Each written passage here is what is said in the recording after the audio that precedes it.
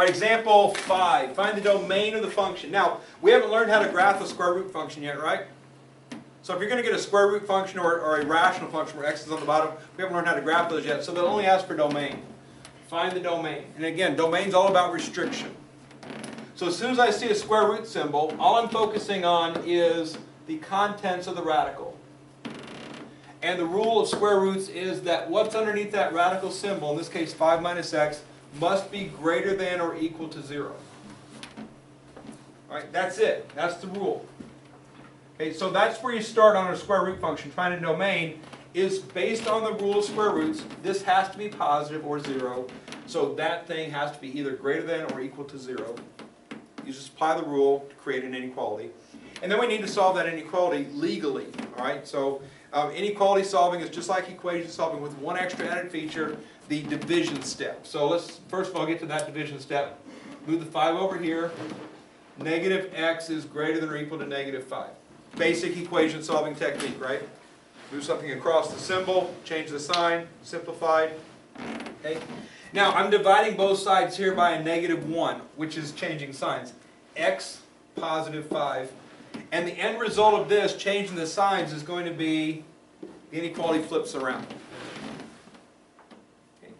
Some people just believe that and they do it because they're supposed to. They apply the Nike rule, just do it. Right? That's it. I don't know if that's copyrighted. That's the Shire rule. What? Is that Shire rule? Well, I don't know. Nike also says it. They say just do it. But if you just believe me and you'll do it every time, that's fine. If you need to know why, some of you guys need to know why things happen. All right, let's just take something that's obviously true. Would everybody agree that negative 8 is less than 24? Any argument with that? No. All right, good. So, all I did to get from here to here was change signs, right? So let's do that with these numbers. If I change this to a positive 8 and this to a negative 24, which number is bigger? 8. Inequality flips around.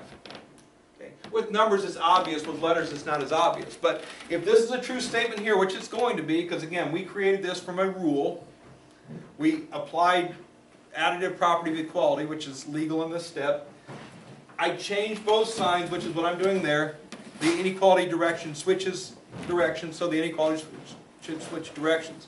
Notice equals equals, that didn't change, right? Let's try that out with real numbers. Does everybody agree that 6 equals 6? If I change both signs, what's true about the numbers? They're still equal, right? So if it started off equal, it stays equal, but if it started off greater than, it becomes less than. Flips around. That is the domain, but again, we need to write our domain in our nice set builder notation, right? So